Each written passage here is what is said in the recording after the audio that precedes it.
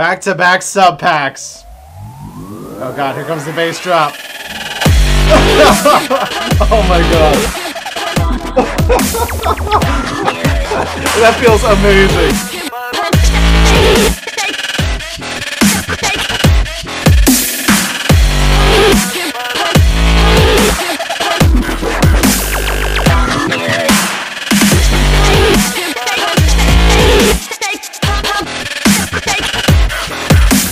Hey brats, today we are back with something bigger and better than ever. It's here, it's still in the box, and I haven't even opened the box yet because I was just super excited to check this thing out. So let's get it open and see what we've got here. This box is huge, I barely have room in my space for it. We have got a sub pack. So this is interesting, this is actually the Beat Saber Subpac. It still comes in the box of the original M2. So let me get this out of the box and we'll get this thing open. So this right here is the Beat Saber Edition. It still comes in the original Subpac M2 box, which is great. Gives you a good storage in here, but I was kind of hoping for some sort of Beat Saber branding on the outside. Looks like nothing we got there, so let's check this thing out. Looks like we only need a knife for the packaging. It looks like this part's already open. Oh my gosh, this box is massive. Oh my gosh, look at that. Beat Saber, still Subpac M2. Oh my gosh. Basically, by the looks of this, so it's funny, on all the ads and everything, it said this featured a slightly more ergonomic design and better bass frequencies for playing something like Beat Saber. But the funny thing is, this is just the M2. This is just the M2 rebranded. So the Subpac I normally play with is the M2X. It's kind of more of the Pro Edition. So this is just an original M2, basically with the Beat Saber label. So it's interesting they say it's more ergonomic. We're gonna have to wear this thing and test it and see what we think about that. One thing that I do like about this with VR, its box is extendable like this. So you can actually put this somewhere around the front of you to where if this thing turns off on you while you're playing, you can actually get all the way around the front. So the Subpacs have a safety feature. If they start to get overloaded and start to risk blowing out the speaker, they just shut off. That can be very frustrating if you're in VR because this thing is hooked to the back of you and you can't get to it to turn it back on. So with this one, we have an extendy cord, stretchy cord, whatever you want to call it, to where we can actually have this around the front and be able to reach this easily. Same kind of knob as the other one, same tactile feel here with it. It stops in the middle, you can feel it, and then it goes back here. One interesting thing, this is kind of rubber coated, which the other one, the M2X, is actually like the more pro and expensive edition, and it doesn't have this kind of soft feel that this one does. So that is kind of different there. What else have we got? We've got the side straps. They do call those optional, although I find you have to have those on if you're gonna keep this thing, if you're playing actively. Books and crap. One nice thing, it's kind of funny though, they give you every kind of outlet you could possibly need for whatever country you live in. So we only need, we've got one auxiliary cable and one outlet for American plugs, and then the power cord. So basically everything else in here, this is now just a travel box really. It's something that'll keep it nice if we need to take it from place to place, but we are done with the box. Basically by just looking at it, it looks super pretty. It's just a decal put on there. Hopefully it's a very strong decal that's not gonna come off over time. It looks like they open up the stitching and put it under and then stitched it. Yeah, so it looks like it's gonna be pretty durable and stay on there. And from some of the pictures, it looked like these were almost like chrome or reflective. I think it's just because they took pictures outside. It is shiny, but it's basically just the Beat Saber background. So looks cool. I'm gonna plug it in, charge it up, and then we're gonna go test it out and compare it to the M2X, see if we like this better or see if it is more ergonomic or anything that they said in the ads. We'll check it out and we'll get back to you. We've got the new Subpac charged up and ready to go. It is time to do some testing and see what we think about this one. Same design as the old one, you just press power to turn it on. Intensity, you're supposed to have this knob all the way down when you first get it, and then turn it up as you go till you find kind of the right feeling that you're looking for, and then leave it there. You don't want to overload it because then it'll shut down. So, we get this thing on and adjusted. The strap feels a little different, the lower strap. Either it's just not as worn out and stretchy as mine, or it seems like a tighter material than the old one. Now it says it's got a more ergonomic design. Just putting it on, it feels like the M2X. It feels Feels like I'm not quite getting as much back contact, but there is a lot of straps to adjust here, so could be many factors.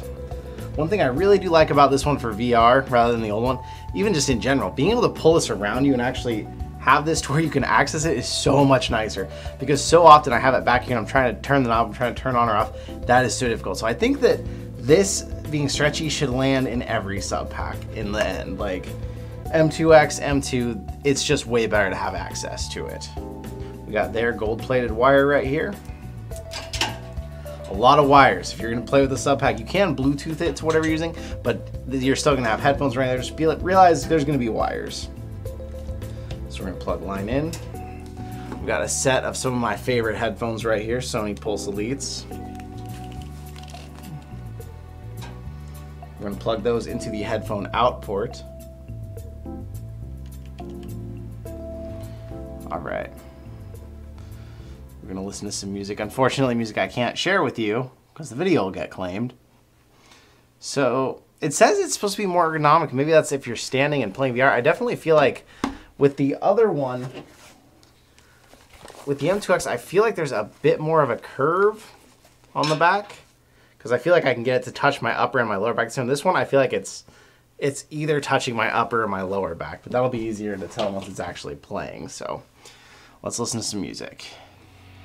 Now you want to typically have your output turned up all the way leading to this, and then adjust volume on your headphones if that's an option with the headphones you're using.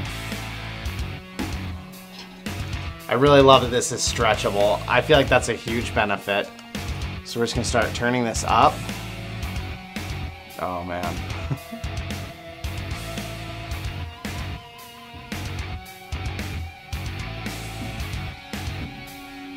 So that's interesting. So I do feel like in comparison to the M2X, this one does a bit more shaking and vibrating rather than just rumbling the bass into your body. So it doesn't feel as intricate. It feels like the M2X does convert it better than just vibrations. Like this one, it's a hard rumble. And if you start to turn it up too much, it should flash at you red if it starts to overload. So there it is. It overloaded right there. It automatically shut off. So good safety feature. There we go. Oof. Oof. And it claims, I'm probably yelling because the music is up so loud. It claims in a lot of things that it is silent. It won't, this is not silent. Like, I'll stand near the mic. I'm sure you can hear that pretty well. Like you can hear the booming.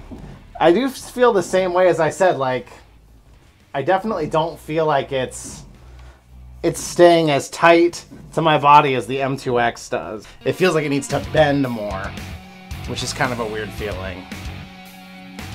And that might actually be why I'm getting more of the rumble than the actual bass feeling, because it's not staying up against me as well.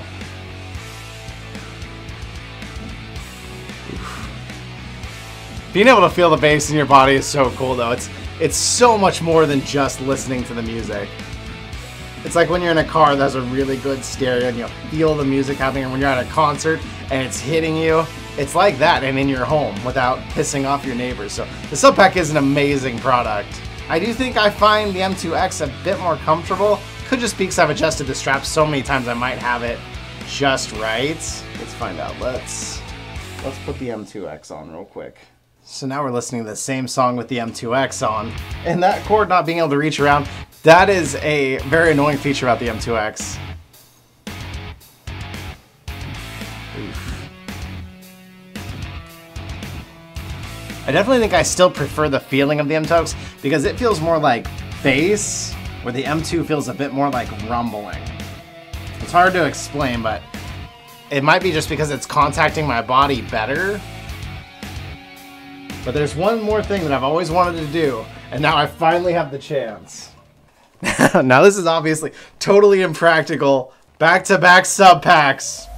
Oh god, here comes the bass drop. Oh my god.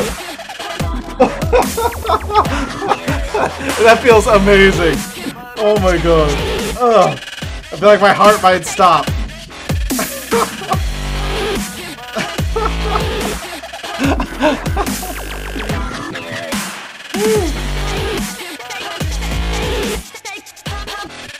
Oh God.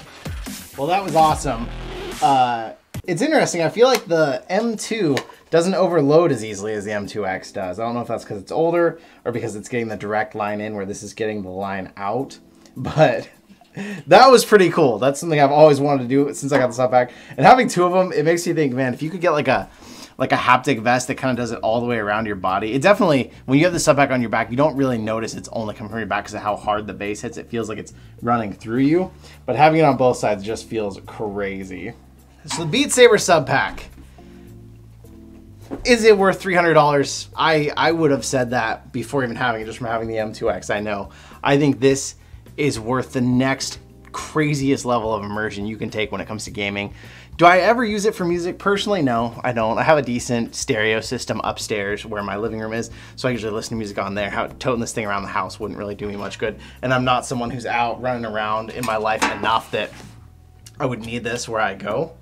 It looks really good though. I really like the way this one looks. And if you're gonna get one primarily for VR or Beat Saber, this would be the way to go if you can still get them, but they were a limited run. I'm guessing there'll be other games they'll launch them for, maybe Audica or whatever other games get real big that are rhythm type games or music type games. I'm so happy to have this one. You'll definitely be seeing this in some videos, so when I do the Beat Saber ones, I'm probably gonna primarily use this one. Mostly, I feel like it's not quite as comfortable to me as the M2X that I'm used to, but the one thing that makes me want to use this in VR over that is the fact that this box can come around and I can control it so much easier. That is a crazy awesome feature that I really wish the M2X had done, because that just seems, so many times I've had to try and reach my arm around my back and hurt my shoulder trying to reach back there and mess with it. This is just so convenient, and because it looks really good. So did you get Beat Saber Subpac? Do you have a regular Subpac? Any sort of haptics that you use? Let me know. I'm always interested in hearing people's perspective on other stuff. I have a Wooger strap too, which I've used, which is awesome. It makes me want to get the Wooger vest though, because the strap just seems kind of underpowered. It's cool and it adds some effect, but it's nothing like when you're used to a Subpac, you're used to an intense bass hit. The one thing I really would like to do one day, way down the road, I would love to get Subpacs installed into a car in all the seats and try that out instead of having a subwoofer, because it's awesome to have a sub in your car for the music, but it just vibrates your car all to hell. you do that and before you know it, things are falling off. You got new squeaks and annoying sounds going on in your car you never had before, all because that sub is just shaking the crap out of it. So it's all, I'm very interested to see what Subpac's future is like, and if they like it, if they think it's a gimmick, if it really was able to take off. I think it would be cool for a lot of different uses. If you, even for a home theater, I mean, that's obviously be expensive, but if you had one in each seat, then people could control, because some people don't like the super loud home theater speakers. Some people don't like you to crank it up so loud. So if they had some control over the bass, I feel like they might love that, just a little knob next to the seat. Let me know what you think. Thank you so much for hanging out with me today, and I will see you in another reality.